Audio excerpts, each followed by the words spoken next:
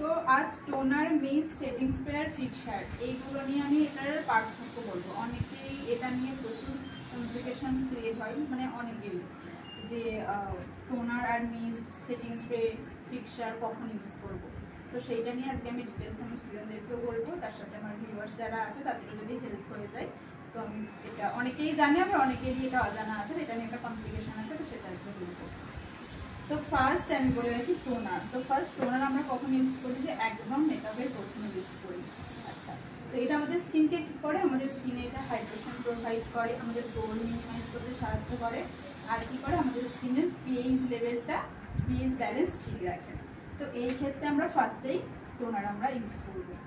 আচ্ছা, তো তারপর মিস্টের কী কাজ না, মিস্ট আমাদের স্কিনকে হাইড্রেট করে। এটাতে আমি অ্যাজ এ এক্সাম্পল বলতে পারি, ফেস ওয়াশ করার পর আমাদের একটা ফ্রেশনেস ফিল হয় যেমন স্কিনে, তো সেই রকমই মিস্ট আমাদের একটা ফ্রেশনেস ফিল দেয় আর আমাদের স্কিনকে একটা হাইড্রেশন প্রোভাইড করে।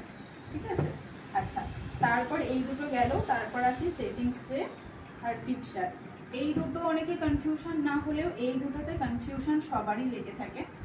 তো সেটিং স্প্রে কখন ইউজ করবে আর ফিক্সার কখন ইউজ করবে। সেটিং স্প্রে অ্যাজ এক্সাম্পল আমি বলি, হয়তো তুমি ফাউন্ডেশন দিয়ে ফেলেছো, তারপর তোমার মনে হলো যে একটু মেকআপটা প্যাচি লাগছে বা সেরকম ভালো ব্লেন্ড হচ্ছে না, তো সেই সময় তুমি ফাউন্ডেশন অ্যাপ্লাই করে দিয়েছো, ব্লাশারও দিয়েছো বা হাইলাইটারও দিয়েছো, তারপরে তোমার মনে হচ্ছে কোথাও ঘেসে আছে মেকআপটা বা ভালোভাবে বুঝছে না, তো তখন তুমি সেটিং স্প্রে অবশ্যই ইউজ করতে পারো। তাতে কি হবে, এটা সবটা একটা মিক্স হয়ে একটা ডিপ ফিনিশ ছাড়বে স্কিন থেকে।